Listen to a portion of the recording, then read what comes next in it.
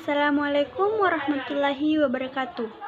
Perkenalkan, nama saya Rizka. Saya berasal dari kelas 10 IPA 1. Kali ini saya akan menceritakan sebuah cerita rakyat yang berjudul Nyi Roro Kidul Laut Selatan. Zaman dahulu, tepat daerah Jawa Barat, terdapat sebuah kerajaan yang bernama Pakuan Pajajaran. Kerajaan tersebut dipimpin oleh seorang raja yang bijaksana dan arif. Rakyat di bawah kekuasaannya sangat bahagia dan menghormati sang raja karena kepemimpinannya yang membuat hidup para rakyat sejahtera. Raja tersebut bernama Raja Prabu Siliwangi. Sang Prabu punya cukup banyak anak, salah satunya bernama Putri Kandita. Ia adalah seorang gadis yang cantik, baik hati, dan memiliki sifat yang seperti ayahnya. Sang Prabu Siliwangi sangat menyayangi Putri Kandita, dan seiring bertambahnya usia, Putri Kandita semakin memiliki paras yang cantik, dan Arya ia merupakan anak tunggal, maka ialah yang menjadi calon pewaris tahta Raja Prabu Siliwangi kelak. Mendengar keinginan Prabu Siliwangi untuk menjadikan Putri Kandita sebagai penerus tahta, para selir dan anak-anaknya tidak setuju. Mereka tidak rela jika Putri Kandita yang akan menjadi ratu kelak.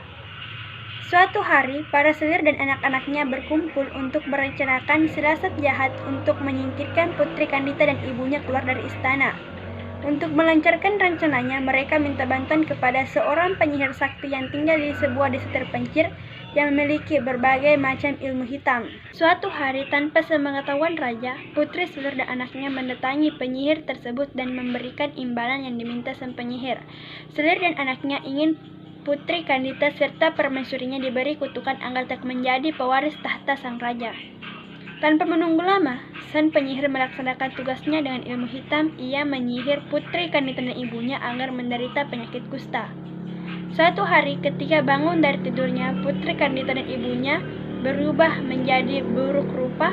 Tubuh yang awalnya mulus, bersih dan kuning langsat seketika langsung berubah.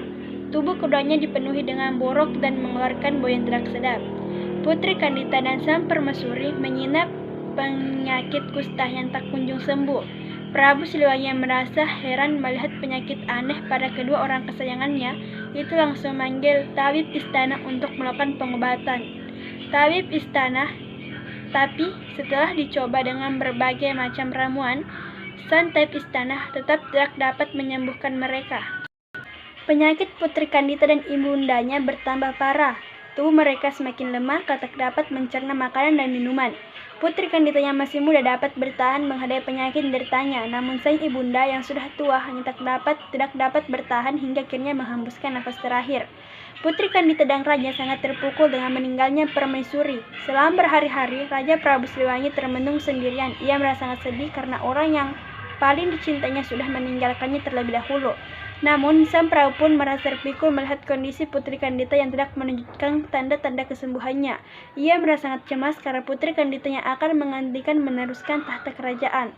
Suatu hari, para selir dan anak-anaknya datang dan menemui raja untuk menghasut agar Putri Kandita diusir.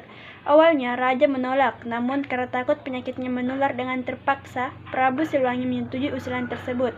Tanpa sepengetahuan raja, selir dan saudara-saudaranya Putri Kandita yang mendengar pembicaraan tersebut sangat kecewa, dan ia memutuskan untuk melarikan diri dari istana.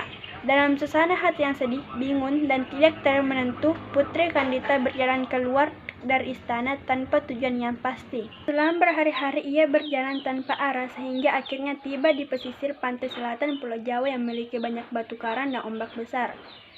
Di salah satu batu karang itu, dia kemudian beristirahat hingga akhirnya tertidur karena kelelahan.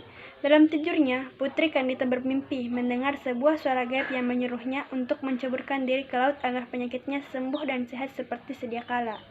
Ceburkanlah dirimu ke dalam laut, Putri Kandita, jika kamu ingin sembuh dari penyakitmu, kulitmu akan mulus seperti sedia kala. Putri Kandita pun terbangun dari tidurnya. Ia lalu meresapi kata-kata gaib tersebut karena ragu apakah suara itu merupakan sebuah wangsit atau hanya orang iseng yang membisiki saat ia tertidur.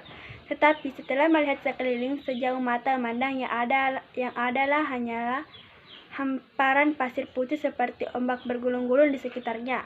Dan yakinlah Putri Kandita bahwa suara gaib itu tadi merupakan sebuah wangsit yang harus dilaksanakan demi kesembuhan dirinya. Meyakini bahwa suara itu sebuah wangsit, Putri Kandita segera melakukan yang diperintahkan. Sangat ajaib.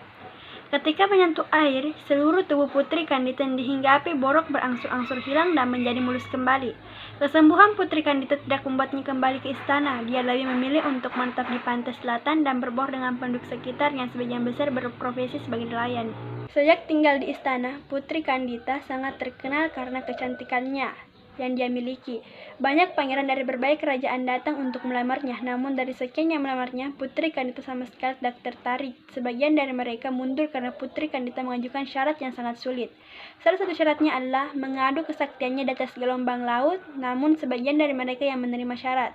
Ternyata dari sekian banyak lelaki yang beradu kesaktian, tak seorang pun mampu mengalahkan Putri Kandita. Mereka akhirnya menjadi pengikut serta yang selalu mengawal sang putri kemanapun dia pergi.